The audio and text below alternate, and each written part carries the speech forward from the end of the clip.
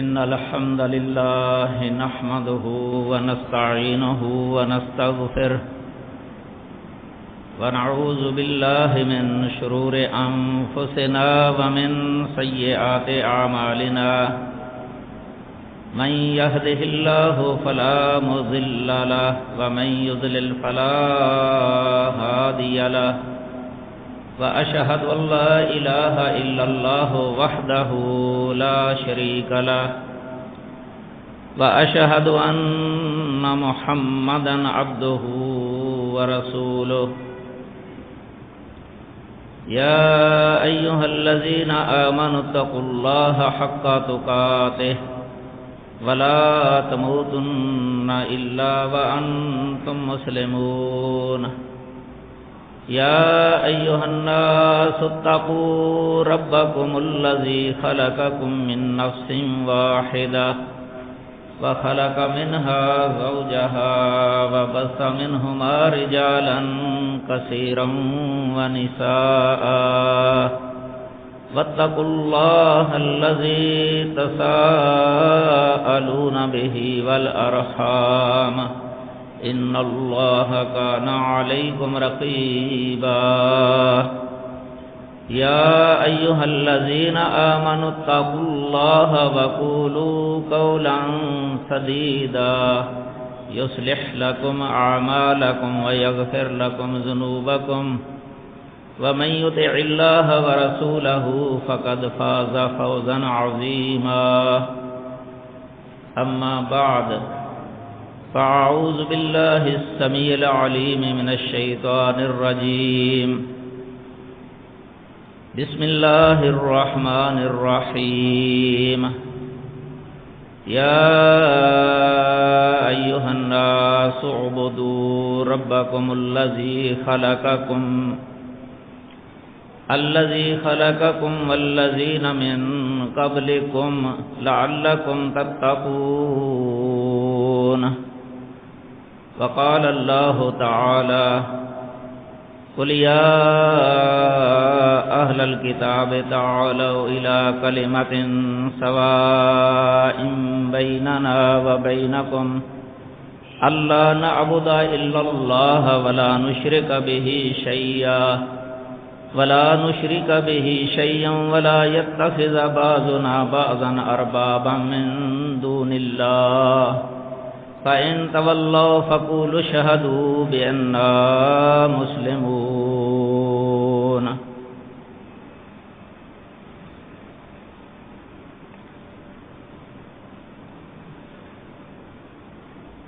سب سے پہلے اللہ وحدہ لا شریک کا شکر ادا کرنا چاہیے اور اس کی حمد و ثنا جس اللہ نے ہمیں اس مبارک جگہ پر جمع ہونے کی توفیق عطا فرمائی ہے اپنی خالص توحید کو بیان کرنے کا یہ انتظام اسی کی توفیق سے ہوا ہے۔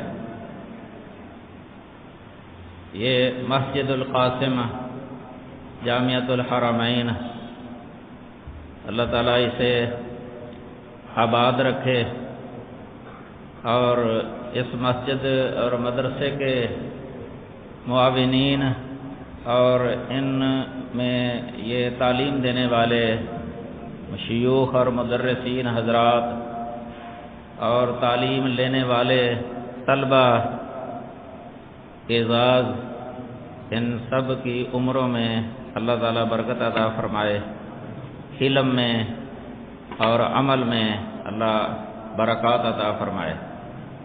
اللہ تعالیٰ ہمارا اس جگہ پر اکٹھا ہونا اور بیان کرنا اور سننا اور اس کے مطابق عقیدہ بنانا اور اس کے تقاضے کے مطابق عمل کرنا یہ توفیق عطا فرمائے اور اسے قبول فرمائے۔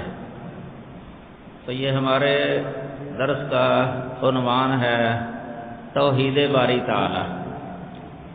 سامنے فلیکس پر بھی عنوان لکھا گیا ہے دورہ توحید باری تعالی، اور توحید کی عام معروف 3 قسموں کی طرف اشارہ یہ آپ سامنے پڑھ رہے ہیں توحید ربوبیت اور توحید الوہیت اور توحید الاسماء والصفات۔ یہ عام عقیدے کی کتابوں کے اندر معروف اور مشہور ہیں یہ تین قسمیں۔ حقیقت میں تو یہ دو ہی قسمیں ہیں، توحید ربوبیت اور الوہیت۔ توحید الاسماء والصفات یہ دراصل توحید ربوبیت کی ہی ایک قسم ہے۔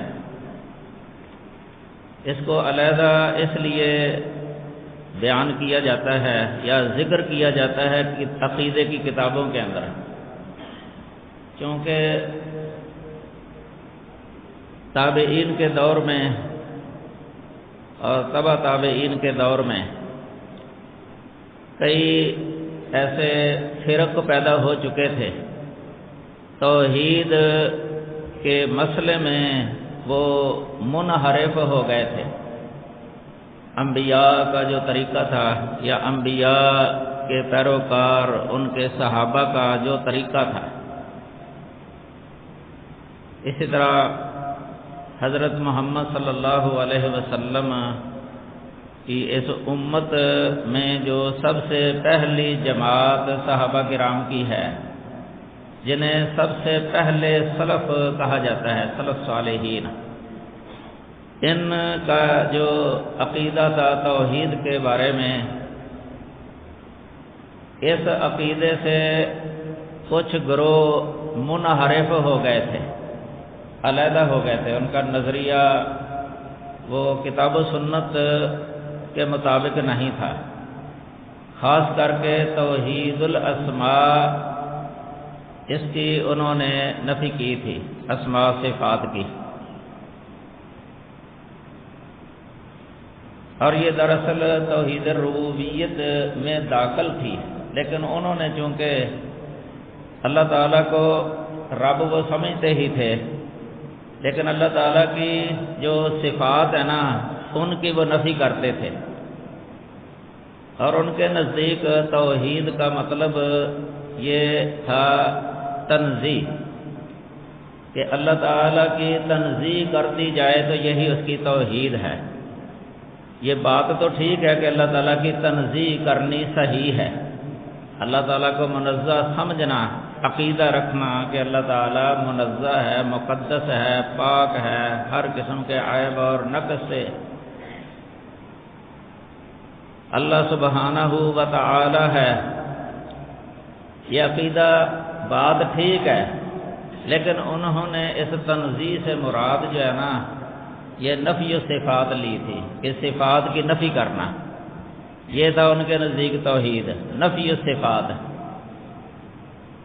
تو صفات یہ اسماء اور صفات یہ لازم ملزوم ہے، یعنی اللہ تعالیٰ کے اسماء، یہ اسماء حسنہ، جتنے بھی اسماء ہے اللہ کے حسنہ ہی ہیں، للہ الاسماء الحسنہ، اللہ کے تمام اسماء وہ حسنہ ہیں، اچھے ہیں، اچھی صفات کو متضمن ہے۔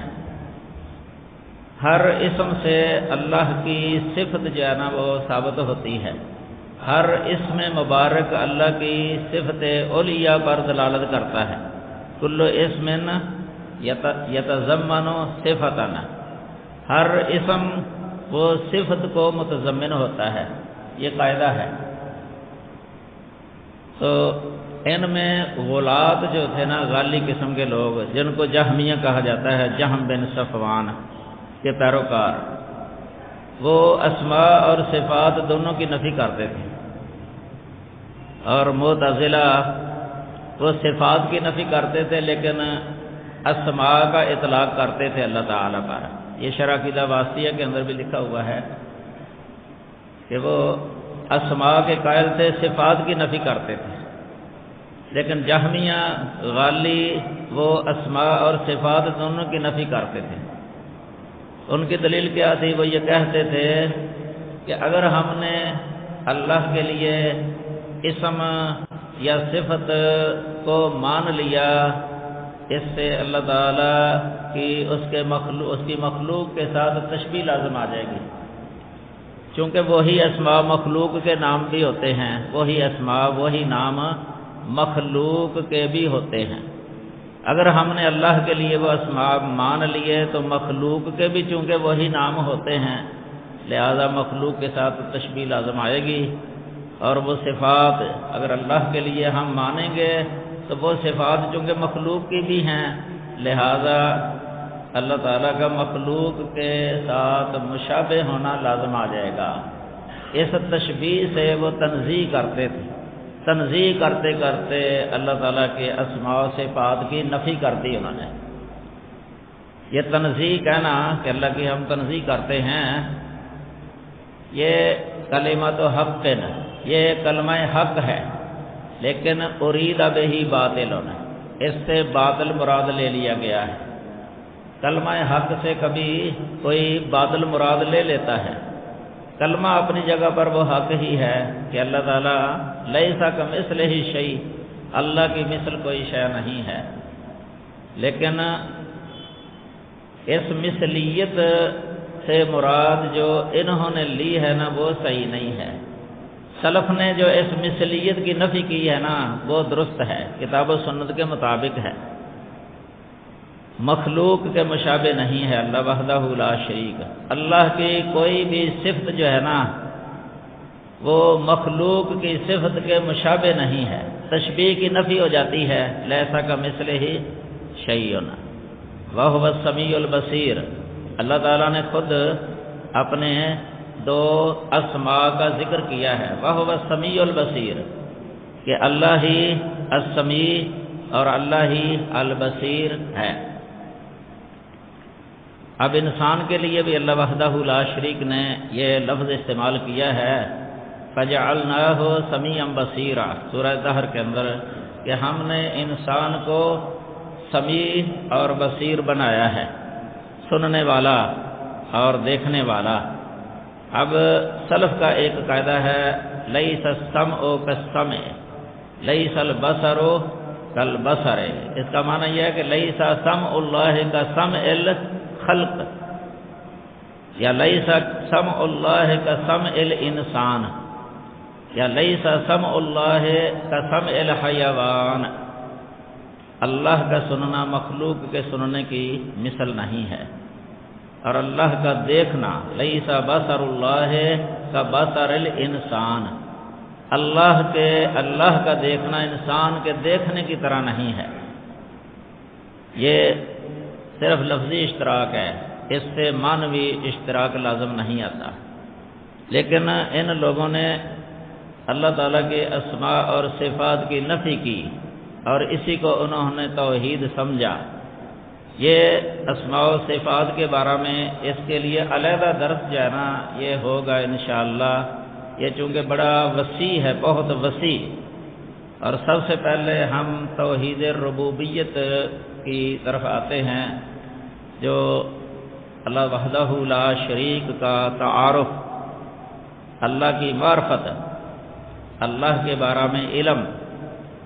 یہ اللہ کی معرفت جب بندے کو ہو جاتی ہے نا، وہ معرفت کے نتیجے کے اندر ہی بندہ اللہ وحدہ لا شریک کے ساتھ محبت کرتا ہے، اور اس معرفت کے نتیجے میں ہی اللہ تعالیٰ سے خوف رکھتا ہے، ڈرتا ہے، اور ایسے اعمال کرتا ہے جو جنت کے اندر لے جانے والے ہیں، اور ایسے ان گناہوں سے بچ جاتا ہے جو جہنم کی طرف لے جانے والے ہیں۔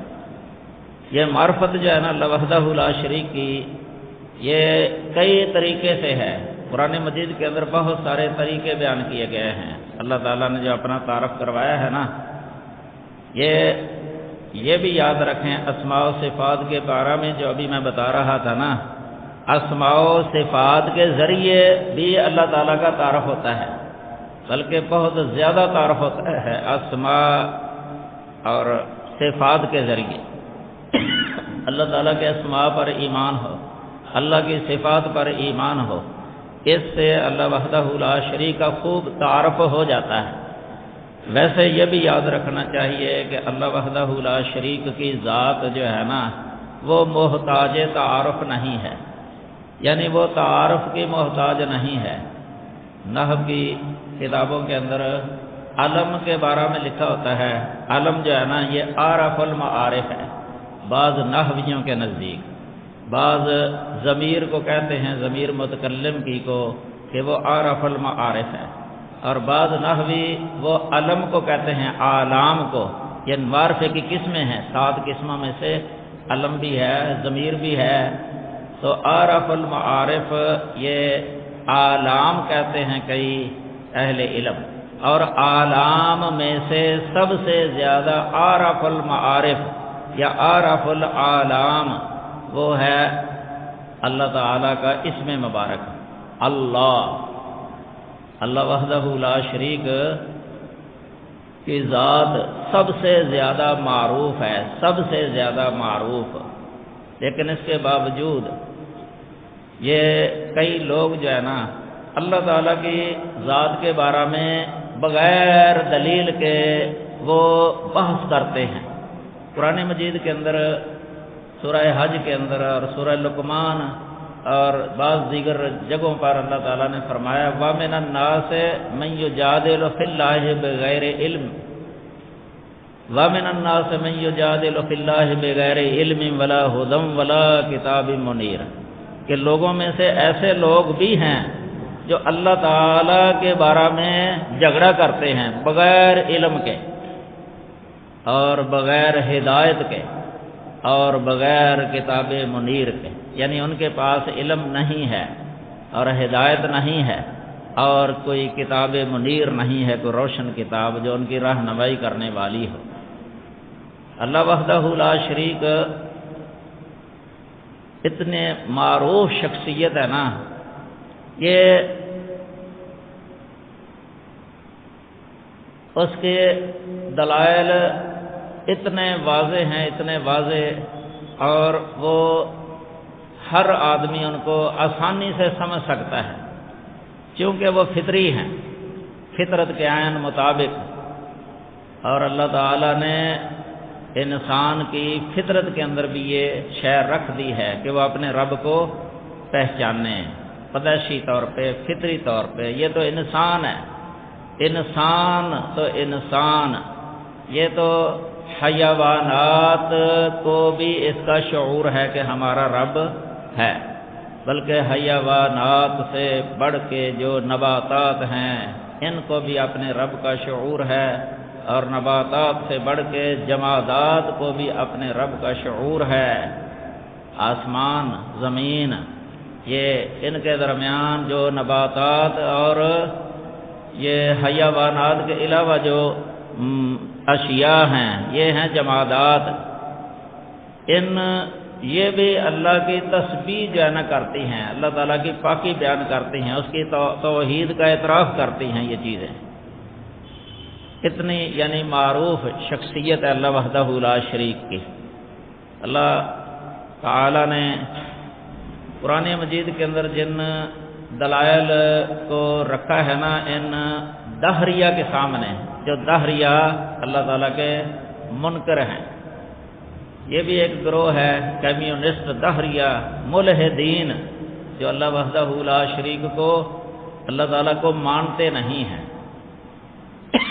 اور ان کے بعد وہ ہیں جو اللہ تعالیٰ کو اپنا رب تو سمجھتے ہیں کہ اللہ ہمارا رب ہے، لیکن اس کے ساتھ وہ اللہ کو صرف کہ اللہ ہی الہ ہے یہ نہیں سمجھتے، یعنی رب سمجھتے ہیں، الہ بھی سمجھتے ہیں۔ دو چیزیں ہو گئی نا، ایک ہے رب ہونا اور ایک ہے الہ ہونا۔ وہ یہ کہتے ہیں کہ رب صرف اللہ ہی ہے، لیکن یہ نہیں کہتے کہ الہ بھی صرف اللہ ہے، یہ نہیں کہتے وہ کہ الہ صرف اللہ ہے، یہ نہیں کہتے۔ یہ وہ لوگ ہیں کہ جو لا الہ الا اللہ نہیں پڑھتے، اللہ کو رب سمجھتے ہیں۔ اور یہ بھی یاد رکھیں، اللہ کو رب سمجھنے اور اعتقاد کرنے کے اندر یہ آ جاتا ہے کہ اللہ ہی مالک ہے، اللہ ہی خالق ہے، اللہ ہی مدبر ہے۔ یہ تین صفتیں جو ہے نا رب ان کو متضمن ہے یا مستلزم ہے۔ رب العالمین ہونا وہ اس چیز کو متضمن ہے کہ وہی مالک العالمین ہے، وہی خالق العالمین ہے، وہی مدبر العالمین ہے، مدبر العالمین۔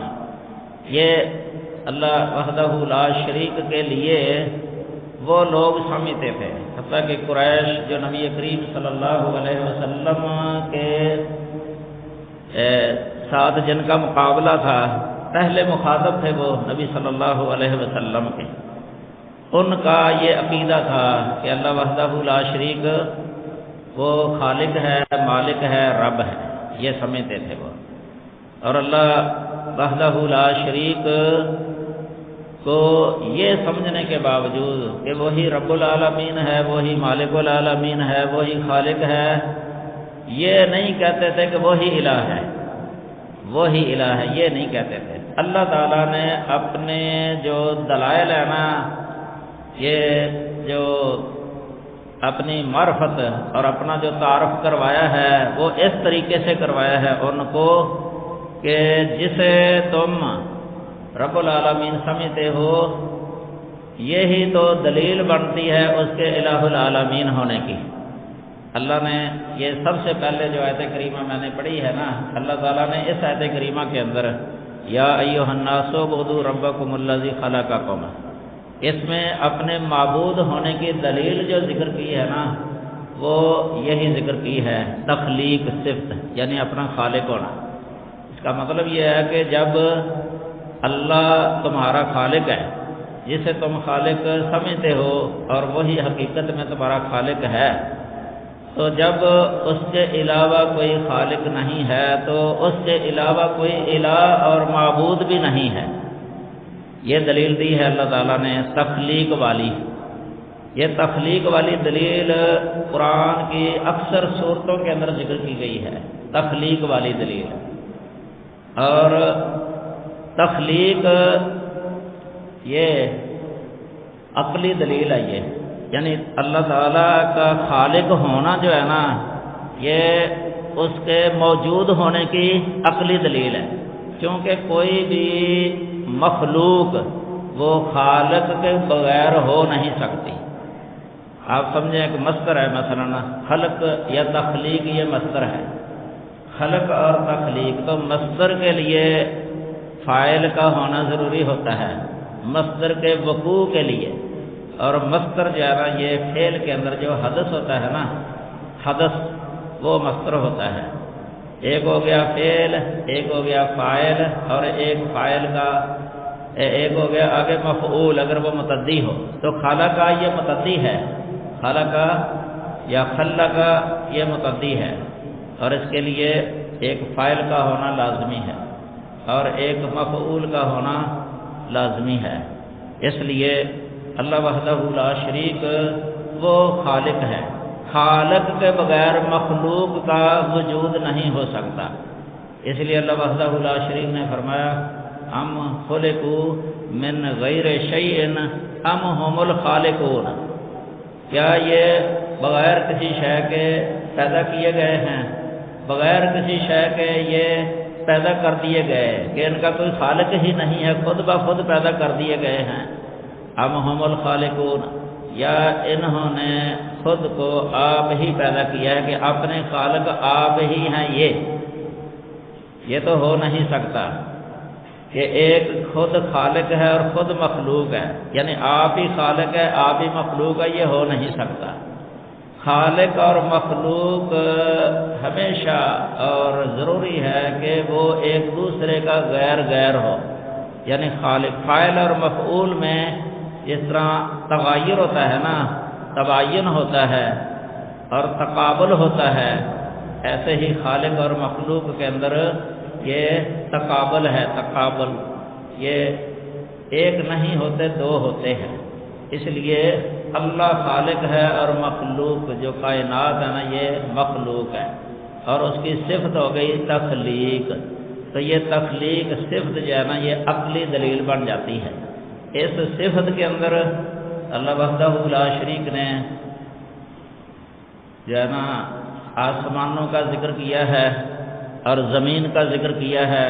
آسمان اور زمین کے درمیان جتنی بھی مخلوقات ہیں نا ان سب کا ذکر کیا ہے۔ ظاہرۃ الخلق اس کو کہتے ہیں، یعنی کائنات میں ظاہر جو چیزیں نظر آنے والی ہیں یہ سب مخلوق ہے اور ان کا خالق صرف اللہ وحدہ لا شریک ہے۔ تو اللہ نے دو شقوں کو بادل کر دیا، ایک یہ کہ ام خلقوا من غیر شیء، کیا یہ بغیر کسی شے کے پیدا کر دیے گئے، بغیر کسی خالق کے پیدا کر دیے گئے، ام ہم الخالقون، یا یہ خود آپ ہی اپنے خالق ہیں۔ یہ دونوں شقیں جو ہے نا یہ باطل ہے۔ تیسری شق جو ہے نا وہ ثابت ہو جاتی ہے کہ ان کو کسی پیدا کرنے والے نے پیدا کیا ہے، کسی خالق نے ان کو پیدا کیا ہے۔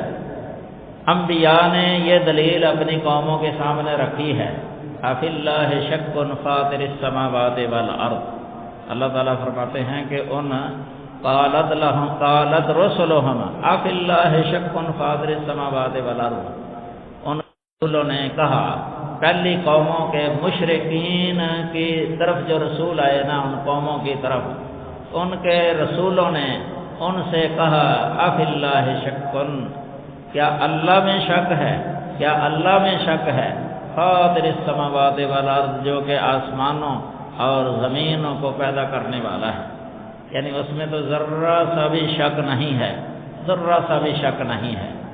یہ حضرت نوح علیہ السلام نے اپنی قوم کو جو تبلیغ کی تھی نا، سورہ نوح پڑھ کے دیکھ لیں، اس کے اندر یہ دلیلیں ذکر کی ہیں۔ نوح علیہ السلام نے آسمان، زمین اور چاند اور سورج ان کا ذکر کیا ہے، اور پہاڑوں کا، بارشوں کا ذکر کیا، یہ اناج وغیرہ جو نکالنا۔ یہاں بھی اللہ وحدہ لا شریک نے سورہ بقرہ میں سب سے پہلے جو سب کو دعوت دی ہے نا، سب لوگوں کو، اس سے پہلے چونکہ تین قسم کے یہ لوگوں کا ذکر کیا ہے، ایک المتقین ہیں اور دوسرے ہیں الکافرین اور تیسرے ہیں المنافقین۔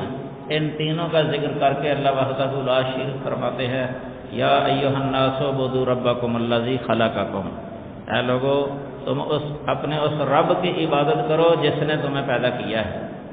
یہ اس لیے اللہ نے فرمایا الذی خلقکم، کیونکہ یہ عرب کے اندر بادشاہ کو بھی رب کہہ دیتے تھے، جو انسانی بادشاہ ہے نا وہ اپنے آپ کو رب کہہ دیتا تھا کہ میں تمہارا رب ہوں، رب، کیونکہ رب کے کئی معنی آتے ہیں، یہ مشترک لفظ ہے۔ رب المال، رب الابل، رب الدار، عموماً لفظ بولا جاتا ہے یہ مالک کے معنی میں۔ تو یہاں الذی خلقکم کہہ کے جو ہے نا تخصیص کر دی گئی ہے کہ تمہارا وہ رب، یعنی جو اللہ، جو تمہارا خالق ہے۔ اب اس کے اللہ کے علاوہ کوئی ایسا نہیں ہے جو کہ خالق بھی ہو، یعنی اپنے آپ کو لوگ اس کو بادشاہ یا رب وغیرہ کہتے ہوں، جس طرح یوسف علیہ السلام کے قول میں ہے نا ارجع الی ربک، ارجع الی ربک، تو یہاں رب کا لفظ استعمال کیا ہے انہوں نے۔ اس طرح نبی صلی اللہ علیہ وسلم نے بھی کئی دفعہ یہ لفظ استعمال کیا ہے، جس طرح رب الدابہ یا رب الابل، رب الغنم وغیرہ، ان تلد الامۃ ربتها۔ تو یہ یہاں الخالق یعنی وہ رب۔ اب دیکھیں، اب مطلق جب لفظ بولا جائے نا، الرب مطلق، بغیر کسی قید کے، بغیر کسی اضافت کے، یہ اللہ کے ساتھ خاص ہے۔ اور اسی طرح رب العالمین، یہ بھی اللہ تعالیٰ کے ساتھ خاص ہے۔ اسی طرح یہ الذی خلقکم، یہاں یہ تخصیص ہو گئی ہے کہ یہاں وہ رب مراد ہے جو تمہارا خالق ہے اور تم سے پہلے لوگوں کا خالق اس کی عبادت کرو۔ تفسیر ابن کثیر کے اندر جو ہے نا اس آیت کریمہ کی تفسیر کے اندر یہ لکھا ہوا ہے، ائمہ نے جو دلائل دیے ہیں نا، ائمہ نے جو دلائل دیے ہیں اس بات کے کہ اللہ وحدہ لا شریک کی یعنی دلیل وجود پر جو دلیلیں ہیں اسی جگہ پر حافظ ابن کثیر رحمہ اللہ نے کافی جمع کر دی ہیں۔ ان میں سے انہوں نے ایک بدوی کا واقعہ لکھا ہے، بدوی دیہاتی ہے کوئی۔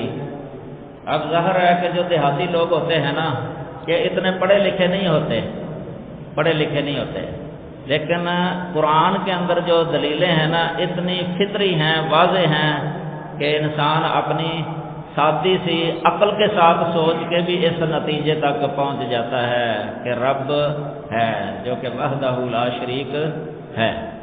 اس دیہاتی سے کسی نے یہ سوال کیا تھا کہ اللہ تعالیٰ کو تو نے کیسے پہچاننا تھا، تو کیسے ایمان لایا ہے اپنے رب پر؟ اس نے یہ کہا، یا سبحان اللہ، ان البار لیدل علی البعیر واثر الاقدام لیدل علی المسیر، کہ سبحان اللہ، یہ اونٹ کا جو گوبر ہوتا ہے نا، راستے میں پڑا انسان دیکھ لیتا ہے، اونٹ کا گوبر جو راستے میں پڑا انسان دیکھ لیتا ہے، اس کو دیکھ کے وہ استدلال کر لیتا ہے کہ یہاں سے اونٹ گزر گیا ہے۔ یہ تو اونٹ ایک مثال کے طور پہ ہی ذکر ہے نا، ویسے کوئی بھی یہ چلنے والا ہو، اس کے قدموں کے نشان ہوں، ان کو انسان دیکھ کے جو ہے نا یقین کر لیتا ہے کہ یہاں سے یہ شے گزر گئی ہے جس کے قدموں کے نشان زمین پر لگے ہوئے ہیں۔ اثر الاقدام لیدل علی المسیر، قدموں کے نشان یہ چلنے پر دلالت کرتے ہیں کہ یہاں سے کوئی راہی جو ہے نا وہ گزر گیا ہے۔ آگے فرمایا، اس نے کہا، فَسَمَاءٌ ذَاتُ أَبْرَاجٍ وَأَرْضٌ ذَاتُ فِجَاجٍ وَبِحَارٌ ذَاتُ أَمْوَاجٍ أَلَا يَدُلُّ ذَلِكَ عَلَى وُجُودِ اللَّطِيفِ الْخَبِيرِ، کہ یہ زمین جو ہے نا دیکھو راستوں والی اور آسمان برجوں والے اور سمندر موجوں والے، کیا یہ ایسی ہستی پر دلالت نہیں کرتے جو بہت ہی باریک بین ہے اور ہر شے کی خبر رکھنے والی ہے؟ اللہ تعالیٰ کی ذات وہ اللطیف الخبیر، یہ اللہ تعالیٰ کے اسماء میں بھی ہے، الا یعلم من خلق وهو اللطیف الخبیر، کیا وہ نہیں جانتا جو خالق ہے اور وہ لطیف اور خبیر بھی ہے۔ خالق کا معنی یہ پیدا کرنے والا، اللہ جو کہ ساری کائنات کا خالق ہے، اس سے دلیل لی جاتی ہے اس بات کی کہ وہ ساری کائنات کو جاننے والا بھی ہے، کوئی شے اس سے اوجل نہیں ہے۔ یہ بھی اللہ تعالیٰ نے عقلی دلیل دی ہے، الا یعلم من خلق وهو اللطیف الخبیر۔ منطق کے اندر جس دلیل کو کہتے ہیں نا دلالت التزامی، وہ ہے یہ دلیل، دلالت التزامی۔ ایک مطابقی ہوتی ہے اور ایک تضمنی ہوتی ہے دلالت، اور ایک ہوتی التزامی۔ یہ التزامی دلالت بنتی ہے کہ اللہ تعالیٰ کے خالق ہونے سے ہی اس کے علیم ہونے پر دلالت، اس کے لطیف خبیر ہونے پر دلالت، یا اللہ کی صفت خلق سے ہی اس کی صفت علم پر دلالت، صفت قدرت پر دلالت، یہ دلالت التزامی ہے۔ لطیف خبیر ہے اللہ وحدہ لا شریک کی ذات۔ تو یہ جو ہے نا عرابی نے یہ نتیجہ اخذ کیا تھا، یعنی اس سے جو ہے نا کہ یہ چھوٹی سی شے ہے، ایک گوبر ہے مثلا، یہ اونٹ پر دلالت کرتا ہے، نشان قدموں کا جو ہے نا یہ چلنے پر دلالت کرتا ہے۔ تو اتنے بڑے آسمان اور زمین اور سمندر یہ اس ہستی پر دلالت لازمی کرتے ہیں جس نے ان کو پیدا کیا ہے، وہ ہے اللہ وحدہ لا شریک کی ذات۔ اس سے امام احمد بن حنبل رحمہ اللہ ان کی دلیل یہ نقل کی ہے کہ ان سے جب پوچھا گیا کہ اللہ وحدہ لا شریک کی دلیل کیا ہے، اللہ تعالیٰ کا تعارف، تو انہوں نے یہ سائل کو یہ کہا کہ یہاں ہمارے ہاں ایک قلعہ ہو، قلعہ اوپر سے چاندی کی طرح چمک رہا ہو، اندر سے سونے کی طرح دمک رہا ہو، اور اس کے اندر کوئی دیوار بھی نہ ہو، کوئی دیوار بھی نہ ہو کہ جس کے ذریعے اس کے اندر ہوا داخل ہو سکے۔ ایک مدت میں اس میں سے ایک خوبصورت جاندار نکلتا ہے، چلتا پھرتا ہے، آواز بھی اچھی ہے، آنکھیں بھی ہیں، بولتا بھی ہے، اپنے یعنی ماں کو بھی پہچانتا ہے، اپنے دشمن کو بھی پہچان لیتا ہے، دشمن آئے تو بھاگ کے اپنے ماں کے پاس چلا جاتا ہے، اور خوبصورت ہے۔ اب بتاؤ کہ اس اندھیر کوٹھڑی کے اندر، اندھیر قلعے کے اندر، جس میں ہوا بھی نہیں داخل ہوتی تھی، اس جاندار کو پیدا کرنے والا کون ہے؟ کون ہے اس کو بنانے والا؟ ظاہر ہے کہ اللہ وحدہ لا شریک، کیونکہ اللہ وحدہ لا شریک وہ علی کل شیء قدیر ہے، ہر شے پر کمال قدرت رکھنے والا ہے۔ ان اللہ لا یخفی علیہ شیء فی الارض ولا فی السماء، اللہ پر کوئی شے مخفی نہیں ہے، نہ آسمانوں میں اور نہ زمین میں۔ یہ صفت تخلیق جو ہے نا بہت ساری چیزوں پر دلالت کرتی ہے، اللہ تعالیٰ کی بہت ساری صفات پر، اللہ کے وجود پر بھی دلالت ہے، اس کے خالق ہونے پر، اور اس کے علم پر بھی دلالت ہے، اس کی قدرت پر بھی دلالت ہے، اس کی حیات پر بھی دلالت ہے، کیونکہ اگر قدرت نہ ہو تو تخلیق ہو نہیں سکتی، علم نہ ہو تخلیق ہو نہیں سکتی، حیات نہ ہو تخلیق ہو نہیں سکتی۔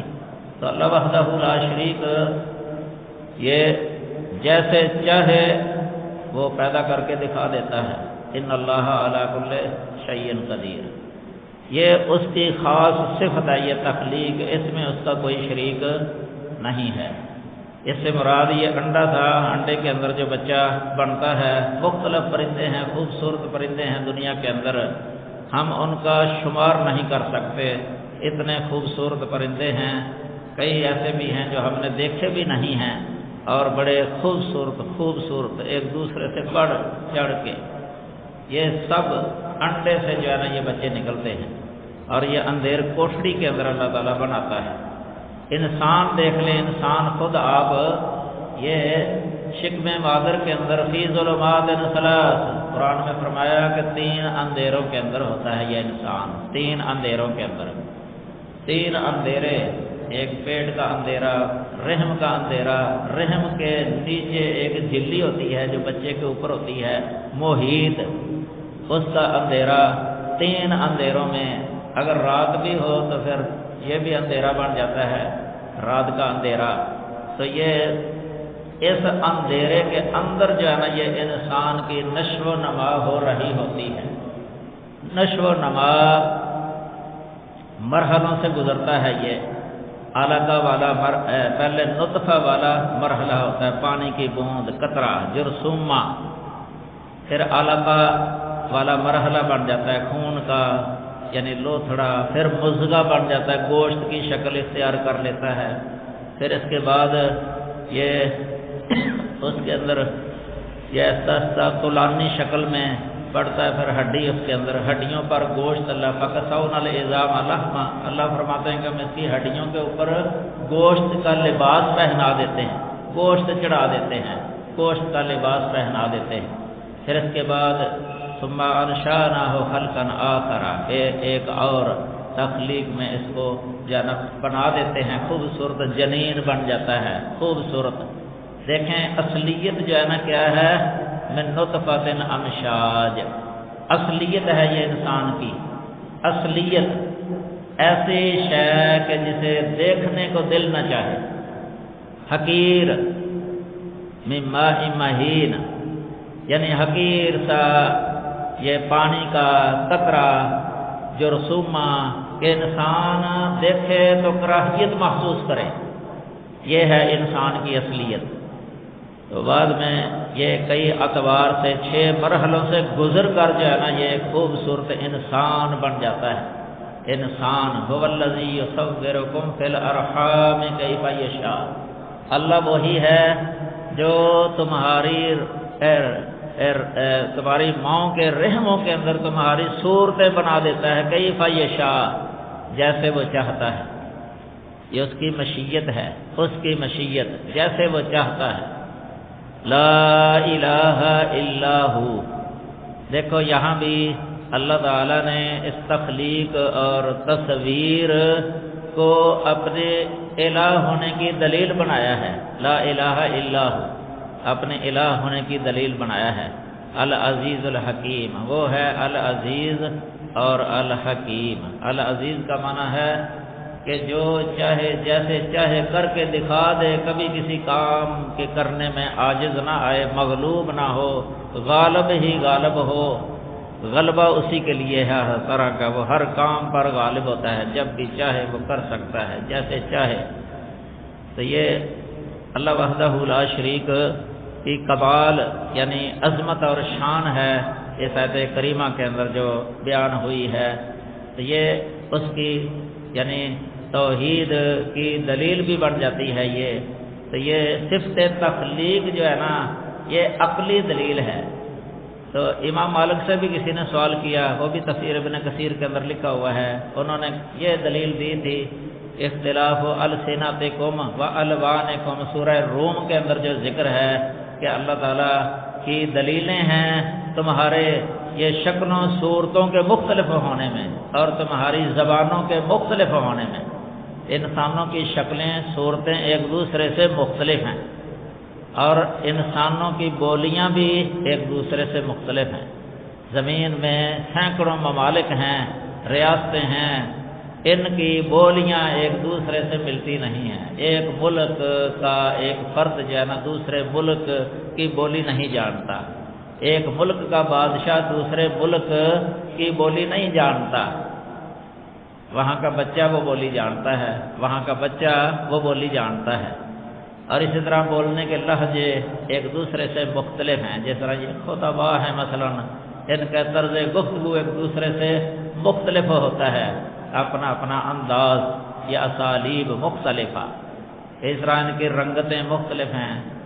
انسانوں کے چہرے، ان کی جلد کوئی سفید ہیں، کوئی سیاہ ہیں، کوئی سانولے ہیں، کوئی جو ہے نا وہ زرد رنگ کے ہیں، کوئی اس طرح رنگ مختلف ہیں انسانوں کے، اور اسی طرح ان کی شکلیں بھی مختلف ہیں۔ یہ شکلوں کا مختلف ہونا یہ اللہ تعالیٰ کی معرفت کی بہت بڑی دلیل ہے۔ انسان دنیا کے اندر انسان اربوں خربوں میں یک وقت ہوتے ہیں، لیکن ایک دوسرے سے چہرے جو ہے نا وہ ملتے نہیں ہیں، پہچان لیے جاتے ہیں، چہرے کو دیکھ کے انسان پہچان لیتا ہے۔ یہ دلیل ہے اللہ تعالیٰ کے علم کے کمال علم ہے، اللہ وحدہ لا شریک اور محیط ہے، اور ہر شے اس کے علم میں ہے۔ یہ بریک بریک جو فرق رکھے ہیں اللہ تعالیٰ نے چہروں کے اندر، یہ پہچان کے لیے ہیں۔ اگر سب کے چہرے یکساں ہوتے، سب کے چہرے یکساں ہوتے، برابر ہی ہوتے، کوئی ایک دوسرے کو پہچان نہیں سکتا تھا۔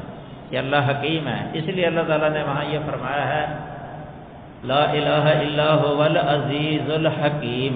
حکیم لفظ بھی استعمال کیا ہے، اس میں حکمت تھی کہ یہ صورتوں کے اندر اختلاف رکھا جاتا، امتیازات ہوتے، ایک دوسرے سے ممتاز ہوتے، یہ حکمت تھی۔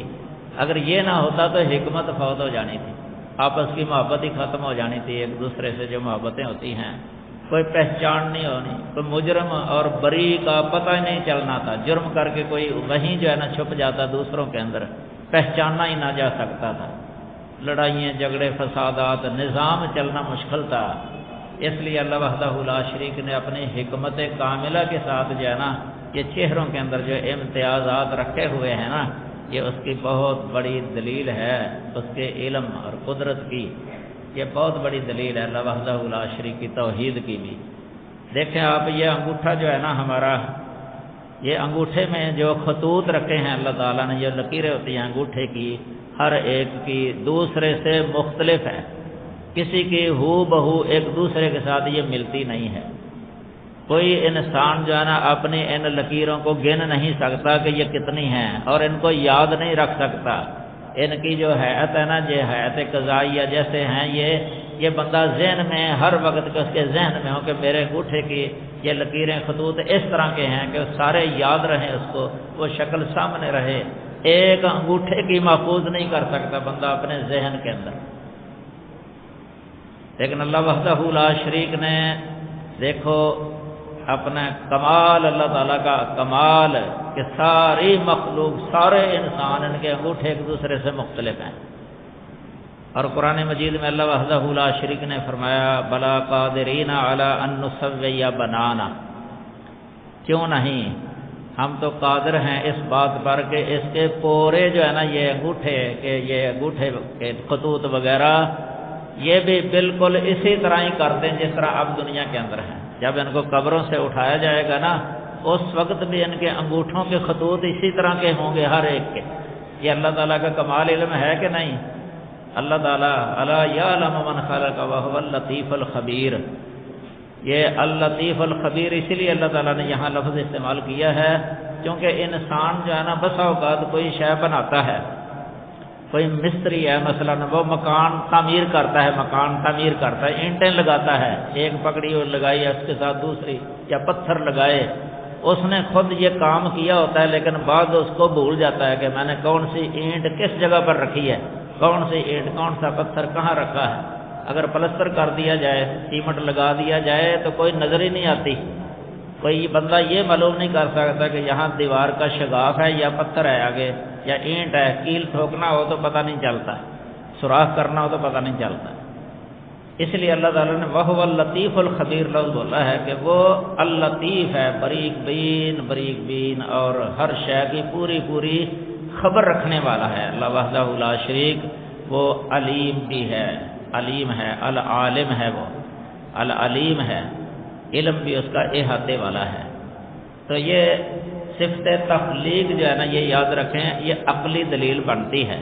آپ یاد رکھیں قرآن مجید کے اندر آیات کا لفظ جو ہے نا یہ دو طرح استعمال ہوا ہے، ایک آیات کونیہ ہوتی ہیں، آیات کونیہ، اور ایک ہے آیات یہ سمعیہ، آیات سمعیہ کہہ لیں یا مطلوبہ کہہ لیں یا مقروءہ کہہ لیں، ایک ہی مطلب ہے آیات، یہ دوسری قسم ہے۔ آیات کونیہ کو ہم آیات عیانیہ بھی کہہ سکتے ہیں، آیات عیانیہ یعنی وہ نشانیاں، اللہ تعالیٰ کی وہ نشانیاں جو اللہ تعالیٰ کی ذات پر جو دلالت کرتی ہیں، جو ہم اپنی آنکھوں سے جن کا مشاہدہ کرتے ہیں، آیات عیانیہ یعنی معائنہ کر لیتے ہیں ہم، مشاہدہ کر لیتے ہیں ہم۔ اور کونی اس لیے کہتے ہیں کہ وہ کونی کائناتی دلیلیں ہیں، اور ان کی قسمیں بن جاتی ہیں آیات افقیہ یعنی آفاقی دلائل بھی ان کو کہہ سکتے ہیں، آیات آفاقی دلائل، آیات افقیہ، دلائل افقیہ، آفاقی دلائل، اور دوسری ہے آیات انفسیہ، انفسی کا مطلب یہ ہے کہ جن کا تعلق انسان کے نفس کے ساتھ ہے، اور آیات آفاقی آیات کا تعلق ہوتا ہے یعنی انسان کے جسم اور بدن یا نفس کے علاوہ، یعنی آسمان زمین اور ان کے مابین جو ہمیں نظر آتا ہے، جن کا ہم مشاہدہ کرتے ہیں، ان کی تقسیم یہ ہو جاتی ہے، اس میں نباتات بھی آ جاتے ہیں اور جمادات بھی آ جاتے ہیں۔ آسمان زمین یہ جمادات میں داخل ہے، پہاڑ بھی جمادات میں داخل ہے، یہ لوہا ہے مثلا، کانے وغیرہ یہ جمادات کے اندر داخل ہے، اور جڑی بوٹیاں، درخت وغیرہ یہ سب جو ہے نا نباتات کے اندر داخل ہے، اور جاندار یہ حیوانات کے اندر داخل ہیں۔ ان میں انسان کا جو اپنا نفس ہے نا، اس نفس کے اندر بھی جو ہے نا اللہ تعالیٰ کی آیات ہیں، بہت آیات ہیں انسان کے نفس کے اندر، جن کو آیات انفسیہ کہا جا سکتا ہے۔ اور دوسری قسم جو ہے نا آیات کی وہ ہے آیات مقروءہ، آیات دوسرا مطلوبہ، یہ قرآن کی آیات ہیں جن کی تلاوت کی جاتی ہے اور ان کو پڑھا جاتا ہے، یہ بھی آیات ہیں، یہ آیات ہیں، آیات آیتن کی جمع ہے، آیتن کا معنی یہ ظاہر دلیل بھی ہوتا ہے، جو ظاہر دلیل ہو اس کو بھی کہہ دیتے ہیں آیات، یعنی ظاہر علامت، کسی کی ظاہر علامت۔ اس لیے جو معجزات ہوتے ہیں نا، نبیوں کے معجزات جو اللہ نے ان کے ہاتھوں پر ظاہر کیے ہوتے ہیں، دلائل، تو ان کو بھی آیات کہا جاتا ہے، علامات بھی کہہ دیتے ہیں۔ آیت ان کا معنی علامت بھی ہوتا ہے، نشانی، علامت بھی معنی نشانی۔ جس طرح امام بخاری رحمہ اللہ نے صحیح بخاری کے اندر یہ نبی کریم صلی اللہ علیہ وسلم کی نبوت کی جو دلیلیں جہاں ذکر کی ہیں نا، وہاں علامات کا لفظ استعمال کیا ہے۔ باب علامات النبوت، یہ ایک پوری کتاب ہے بخاری کے اندر، یعنی معجزات کا جو ذکر ہے۔ اور یہ نشانی اس کا تعلق ہوتا ہے عیانی، یعنی عینی، عیانیاں نشانیوں کے اندر ہیں، کیونکہ انسان اپنی آنکھوں کے ساتھ ان کو دیکھ رہے ہوتے ہیں اور یقین کر لیتے ہیں اور نبیوں پر ایمان لے آتے ہیں ان کے معجزات کو دیکھ کے، اور اسی سے آگے اللہ کے وجود پر بھی ایمان، اللہ کی توحید پر بھی ایمان، کیونکہ نبی کریم صلی اللہ علیہ وسلم پر ایمان اور اللہ پر ایمان یہ لازم ملزوم ہے، یہ لازم ملزوم ہے۔ اگر اللہ پر ایمان ہے تو نبی صلی اللہ علیہ وسلم پر ایمان لازمی ہونا چاہیے۔ اگر نبی صلی اللہ علیہ وسلم پر ایمان ہے کہ آپ کو سچا نبی سمجھتا ہے تو اللہ تعالیٰ کو بھی وہ اپنا سچا الہ معبود برحق سمجھے، یہ لازم ملزوم ہے۔ اسی طرح قرآن کو بھی ساتھ ملا سکتے ہیں، قرآن پر ایمان ہے، اس لیے حقانیت قرآن یہ حقانیت نبی کو لازم ہے، حقانیت نبی حقانیت قرآن کو لازم ہے، یہ لازم ملزوم ہے۔ ایک کے بغیر دوسرا نہیں ہو سکتا، اگر ایک کو مانتا ہے دوسرے کو نہیں تو کافر ہی ہے۔ ایک کا انکار دوسرے کا انکار لازم ہے۔ اس طرح جو توحید لا الہ الا اللہ کو جو مانتا ہے نا، لازم ہے کہ محمد رسول اللہ کو بھی مانے۔ اگر ایک کو نہیں مانتا تو دوسرے کا بھی انکار لازم آ جاتا ہے۔ اس لیے یہ تخلیق والی جو صفت ہے نا اللہ تعالیٰ کی، یہ آیات کونیہ کے اندر داخل ہے۔ اللہ تعالیٰ نے فرمایا ہے قرآن میں یہ ذکر کی ہیں، وَفِي الْأَرْضِ آیَاتٌ لِّلْمُوقِنِينَ وَفِي أَنفُسِكُمْ أَفَلَا تُبْصِرُونَ۔ اللہ تعالیٰ فرماتے ہیں کہ زمین کے اندر یقین کرنے والوں کے لیے بہت سی آیات ہیں۔ یہ آیات جو ہے نا، یہ لفظ استعمال ہوا ہے، یعنی بڑی بڑی نشانیاں، یہ تنوین تعظیم کی ہے۔ آیات تنوین تعظیم کی ہے اور اس کے اندر کثرت والا معنی بھی ہے، یعنی بہت سی بڑی بڑی عظیم نشانیاں ہیں، اللہ تعالیٰ کی بڑی نشانیاں ہیں۔ کن کے لیے؟ للموقنین، یقین کرنے والوں کے لیے۔ وفی انفسکم، اور تمہارے نفسوں میں بھی اللہ تعالیٰ کی نشانیاں موجود ہیں۔ افلا تبصرون، تو کیا تم سمجھتے نہیں ہو؟ تو کیا تم سمجھتے ہی نہیں ہو، دیکھتے ہی نہیں ہو؟ کأی من آیۃ، کتنی ہی نشانیاں ہیں آسمان اور زمین میں، یمرون علیہا وہم عنہا معرضون، یہ لوگ گزر جاتے ہیں اعراض کرتے ہوئے، یعنی منہ پھیرتے ہوئے گزر جاتے ہیں۔ یہ ان لوگوں کو کہا گیا ہے جو ان نشانیوں کو دیکھ کر جانا اس نتیجے تک نہیں پہنچتے کہ ان کو بنانے والا کوئی ہے، ان کا خالق کوئی ہے جس کا کوئی شریک نہیں ہے۔ تو یہ آیات انفسیہ کی طرف جو ہے نا، وفی انفسکم میں یہ اشارہ ہے آیات انفسیہ کے ساتھ، اور فی الارض آیات للموقنین یہ آفاقی نشانیوں کی طرف اشارہ ہے۔ یہاں یہ بھی بات آپ یاد رکھیں کہ کئی لوگ جو ہے نا، جن کا یہ عقیدہ ہے توحید کے بارے میں، کیونکہ توحید کے بارے میں بہت سارے لوگ جو ہے نا وہ منحرف ہیں، یعنی غلط راہ اختیار کیا ہوا ہے۔ توحید انبیاء کی جو توحید ہے نا، جو قرآنی توحید ہے، اس کو چھوڑ کے وہ خود ساختہ توحید کی طرف جو ہے نا مائل ہو گئے ہیں۔ وجودی توحید، حلولی توحید، اس طرح کئی بنائی ہوئی ہیں۔ یہ حلولی توحید جو ہے نا، جو یہ کہتے ہیں کہ اللہ کی ذات ہر شے میں ہے، یہ بھی ایک گروہ ہے، یہ متصوفہ کا ایک گروہ ہے جو یہ کہتے ہیں کہ توحید کا مطلب ہے کہ اللہ تعالیٰ کو ہر شے میں سمجھنا، فی کل شیء۔ جب پوچھا جاتا ہے نا ان سے کہ اللہ کہاں ہے، تو وہ کہہ دیتے ہیں فی کل مکان، اللہ ہر جگہ میں ہے۔ اور یہ سب سے پہلے جہمیہ کے ایک گروہ نے کہا تھا، جہمیہ کے ایک گروہ نے یہ بات کہی تھی فی کل مکان کہ اللہ ہر جگہ میں ہے. عقیدے کی کتابوں میں عام لکھا ہوا ہے یہ. جب ان سے پوچھا جاتا ہے نا اللہ کہاں ہے، کہتے اللہ ہر جگہ میں ہے. یہ بعد میں حلولیہ ایک فرقہ آیا، حسین بن منصور حلاج، اس نے اس کی ترویج کی کہ وہ ہر شے میں ہے، ہر شے میں ہے اللہ. تو یہ غلط نظریہ تھا. اور قرآن کی آیتوں کی غلط تعویل کرتے ہیں. غلط تعویل کیا، اس کو تحریف کہنا چاہیے. قرآن کی تحریف کرتے ہیں. اس آیت کی بھی ان لوگوں نے تحریف کی ہے. کہتے ہیں وَفِي الْأَرْضِ آیَاتٌ لِّلْمُوقِنِينَ جو ہے نا، اس کے بعد جو فرمایا وَفِي أَنفُسِكُمْ، تمہارے نفسوں میں ہے. اس کا معنی یہ ہے کہ تمہارے نفسوں میں اللہ ہے، تمہارے نفسوں میں اللہ ہے. یہ تحریف ہے قرآن مجید. آپ نحو پڑھے ہوئے ہیں، مدارس کے اندر نحو پڑھائی جاتی ہے، قواعد عربیہ پڑھائے جاتے ہیں.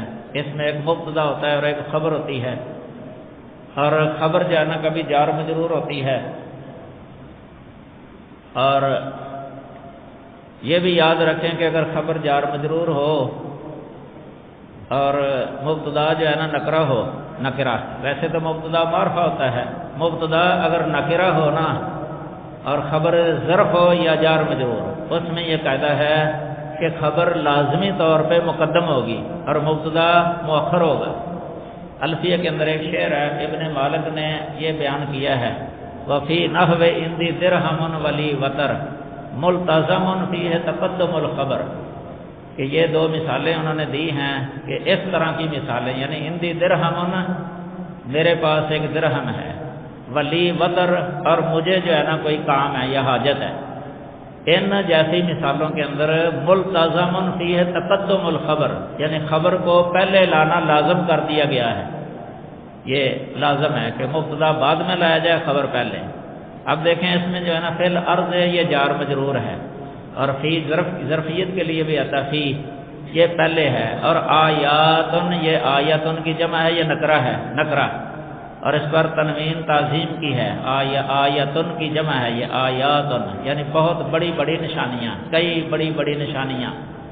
تو یہ مبتدا بعد میں آ گیا، تو معنی یہ بن گیا کہ زمین میں بہت بڑی بڑی کئی نشانیاں ہیں، اللہ تعالیٰ کی نشانیاں جو اللہ پر دلالت کرتی ہیں، اللہ تعالیٰ کی توحید پر دلالت کرتی ہیں، اللہ کے خالق ہونے، مالک اور الہ ہونے پر وہ دلالت کرتی ہیں. آگے وفی انفسکم، یہ وا عاطفہ ہے، فی انفسکم جو ہے نا یہ معطوف ہے، اور پہلا جو ہے نا یہ معطوف علیہ ہے. اب یہ دیکھیں آپ، فی الارض جو ہے نا یہ جار مجرور تھا، فی انفسکم یہ بھی جار مجرور ہے. اس جار مجرور کا عطف ہے فی الارض پر، فی الارض پر عطف. وہاں جو فی الارض کا مبتدا تھا وہ آیاتن ہے، وہ مذکور تھا. تو معطوف علیہ کے اندر مبتدا چونکہ ذکر ہو چکا تھا نا، تو معطوف کے اندر مبتدا کو حذف کر دیا گیا ہے. تو اصل میں عبارت اس طرح بنتی ہے یہ وفی الارض آیات للموقنین وفی انفسکم آیات لہم، یعنی تمہارے نفسوں میں بھی آیات ہیں، کئی نشانیاں ہیں اللہ تعالیٰ کی. لہم یعنی ان کے لیے، یعنی یقین کرنے والوں کے لیے. تو اصل جملہ تو اس طرح بنتا ہے، لیکن ان لوگوں نے جو ہے نا معنی ہی غلط کر دیا، تحریف کر کے کہہ دیا کہ تمہارے نفسوں میں اللہ ہے. نعوذ باللہ. حالانکہ یہ تو ذکر ہی نہیں ہے، اس میں تو اللہ کی آیات کا ذکر ہے، آیات اللہ کا ذکر ہے جو اللہ پر دلالت کرنے والی ہیں. تو وہی وہاں مبتدا محذوف سمجھا جائے گا لازمی طور پہ. تو ان کا استدلال جو ہے نا یہ بہت غلط ہے.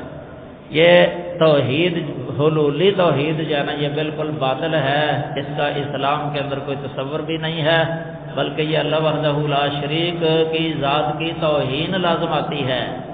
ہم تو دیکھیں نا اللہ تعالیٰ کو مقدس سمجھتے ہیں، منزہ سمجھتے ہیں، اور کئی ایسی جگہ ہیں جہاں ہم اللہ کا ذکر نام لینا ہی پسند نہیں کرتے. کئی ایسی جگہ بھی ہوتی ہے نا، باتھ روم ہے، گندگی والی جگہ ہیں، بدبودار جگہ ہیں، وہاں اللہ تعالیٰ کا نام لینا ہم صحیح نہیں سمجھتے. تو تو یہ جائے کہ اللہ تعالیٰ کی ذات کو سمجھا جائے گا کہ اللہ تعالیٰ کی ذات اس جگہ میں بھی ہے، ذات اللہ بھی ذات ہی عرش پر ہے، عرش پر. اور یہ ایک علیحدہ مضمون ہے، اس کے لیے علیحدہ مستقل ایک درس اگر گنجائش نکلی تو ہو سکتا ہے انشاءاللہ. اللہ تعالیٰ کی صفت استواء، یعنی علو والی صفت پر، تو یہ ہمارا موضوع نہیں ہے اس وقت. تو اللہ وحدہ لا شریک، چونکہ اس کا یہ سب سے بڑا، یعنی جو قرآن مجید کے اندر جو دلائل دیے گئے ہیں وہ آیات کے ساتھ تعبیر کیا جاتا ہے. آیات یا بینات کہا جاتا ہے، یا پھر براہین یا برہان وغیرہ کہا جاتا ہے. یہ چیزیں جو ہے نا یہ دلائل ہوتے ہیں. اللہ وحدہ لا شریک کی معرفت حاصل ہوتی ہے ان کے ساتھ. اور آپ یاد رکھیں یہ ایک مقولہ ہے، کلو شیء یدل علی صانعہ، کہ ہر شے جو ہے نا اپنے صانع پر دلالت کرتی ہے. ہر شے، آپ چھوٹی سی کوئی شے جو ہے نا اس کا تصور کر لیں. ایک سوئی ہے مثلا، جو کپڑے سلائی کرنے والی سوئی ہوتی ہے، اس کی ایک شکل ہے طولانی، لمبائی ہے اس کے اندر، ایک نوک ہے اس پر، اور اس کی ایک طرف جو ہے نا ایک چھوٹا سا سوراخ ہوتا ہے دھاگا ڈالنے کے لیے. یہ آپ اس کا اگر تصور کریں تو کبھی بھی آپ کوئی عقل والا بندہ یہ نہیں کہہ سکتا کہ یہ سوئی جو ہے نا یہ خود بخود وجود کے اندر آ گئی تھی، خود بخود اس کا وجود بن گیا تھا. یہ نہیں ہو سکتا، کوئی کہہ نہیں سکتا. اگر کوئی بندہ کہے گا تو اس کو احمق کہا جائے گا، پاگل، دیوانہ، بے وقوف. اس طرح اس کو ملامت کی جائے گی کہ کیسی بات کرتا ہے یہ، اس کی بات کو کوئی تسلیم نہیں کر سکتا عقل والا. یہ مثلا یہ ہم کئی چیزیں استعمال کرتے ہیں، وہ اینک استعمال ہوتی ہے، مثلا ہماری گھڑی استعمال ہوتی ہے، موبائل استعمال ہوتا ہے. یہ کبھی کسی نے یہ نہیں کہا کہ یہ موبائل خود بخود آپ ہی بن گیا تھا، اس کا بنانے والا کوئی نہیں ہے. یہ نہیں ہو سکتا. گاڑی ہے مثلا، یہ جہاز ہے، ہوائی جہاز ہے، اسی طرح یہ ٹرین ہے، یا یہ آج کا ٹریفک کا جتنا نظام ہے، یا بجلی کا جتنا نظام ہے، یہ سب ساری جو جدید اشیاء ہے نا ان کا کوئی موجد ہوتا ہے، موجد. تو جب اس چھوٹی سی شے کے اندر ہم یہ تصور نہیں کر سکتے، مسجد یا مثلا یہ بڑی مسجد ہمارے سامنے ہے، کبھی کسی نے یہ کہا ہے کہ یہ مسجد خود بخود اس طریقے سے بن گئی تھی، تیار ہو گئی تھی بغیر کسی بنانے والے کے، یا مسجد کے اندر یہ سارا جو فٹنگ ہے، یہ لائٹنگ یا پنکھوں کا انتظام، سب یہ ہے قضائیہ جو ہے نا مسجد کی ایک شکل صورت جو ہے نا، کبھی کوئی یہ نہیں کہہ سکتا کہ یہ خود بخود آپ ہی بن گئی تھی. دہریہ جو کہتے ہیں نا کمیونسٹ ملحدین کہ یہ کائنات یہ ایک فطری ہے، کئی فطری لفظ بول دیتے ہیں. کوئی کہتے ہیں طبیعی ہے، طبی. یہ بالکل غلط ہے، عقل کے بھی خلاف ہے، کتاب و سنت کے بھی خلاف ہے، واقع اور حقیقت اور فطرت کے یہ خلاف ہے. آپ یاد رکھیں فطرت جو ہے نا، یہ فطرت کا کوئی خارج کے اندر وجود ہے. فطرت یہ صاحب فطرت کے ساتھ قائم ہوتی ہے. جو کہتے ہیں نا یہ فطری ہے، فطرت جو ہے نا یہ صاحب فطرت کے ساتھ قائم ہوتی ہے، اس کا علیحدہ کوئی وجود ہی نہیں ہوتا. لیکن خالق جو ہے نا اس کا ایک وجود جو ہے نا لابدی امر ہے، یقینی ہے خالق کا موجود ہونا، کیونکہ خالق کے بغیر تو مخلوق ہو نہیں سکتی. خالق اللہ تعالیٰ کی ذات ہے، اس لیے تو اللہ نے فرمایا نا ام خلقوا من غیر شیء ام هم الخالقون. کیا یہ بغیر کسی شے کے، یعنی بغیر کسی خالق کے پیدا کیے گئے ہیں، خود بخود پیدا ہو گئے تھے بغیر کسی خالق کے. تو یہ فطرت جو ہے نا یہ غلط ہے. طبیعت لفظ بولیں پھر بھی غلط ہے. فطرت کا وجود کسی کے ساتھ ہوتا ہے. اور یہ طبیعت جو ہے نا یہ آپ یاد رکھیں فعیلۃ ان کا وزن ہے. یہ طبیعت فعیلۃ ان کا وزن ہے. طبیعت کا معنی یہ لیتے ہیں خلیقہ، یعنی عربی لغت کے اندر طبیعہ، طبعہ، توبیہ، یعنی خلقہ یا خلقہ کے معنی میں بھی آ جاتا ہے یہ. تو طبیعہ کا بمعنی ہو گیا خلیقہ، فعیلہ بمعنی مخلوقہ، تو طبیعہ بمعنی مطبوعہ، مطبوعہ بمعنی مخلوقہ. تو جو خود آپ مخلوق ہے وہ کسی کو پیدا کر سکتی ہے کوئی؟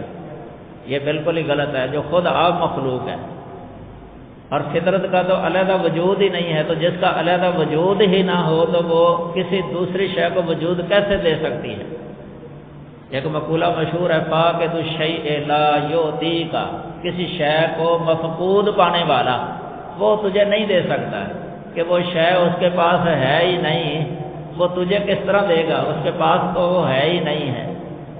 اس لیے یہ جو ہے نا دہریے کا رد اللہ تعالیٰ نے قرآن مجید کے اندر بہت آیات کے اندر کیا ہے دہریہ کا.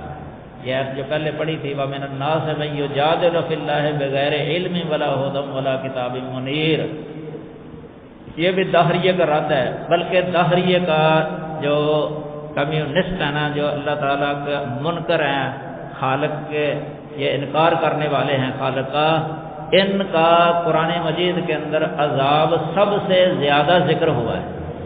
اتنا سخت عذاب کسی اور کے لیے ذکر نہیں، حتیٰ کہ مشرکین کے لیے بھی اتنا سخت عذاب نہیں ہے جو مشرک ہے. کیونکہ مشرک جو ہے نا اللہ تعالیٰ کو تو مانتا ہی ہوتا ہے کہ میرا رب ہے، خالق مالک ہے میرا، صرف وہ شریک کرتا ہے اس کے ساتھ. یہ بھی ایسا گناہ ہے جو ناقابل معافی ہے، توبہ کر لے تو معاف ہو سکتا ہے ورنہ نہیں. ان اللہ لا یغفر ان یشرک بہ ویغفر ما دون ذلک لمن یشاء. لیکن دہریہ جو ہے نا، جو اللہ کا منکر ہے، اس کا عذاب اللہ تعالیٰ نے ذکر کیا ہے. خذوہ فغلوہ ثم الجحیم صلوہ ثم فی سلسلۃ ذرعها 70 ذراعا فاسلکوہ انہ کان لا یؤمن باللہ العظیم. یہ دہریے کا عذاب ہے. اللہ فرشتوں کو کہیں گے قیامت کے خضوع ہو، اس کو پکڑ لو، فغلو ہو، اس کو توق پہنا دو، پھر اسے ایسے زنجیر کے اندر، ایسے لوہے کے سنگل کے اندر، سنگل، اس کو پرو دو.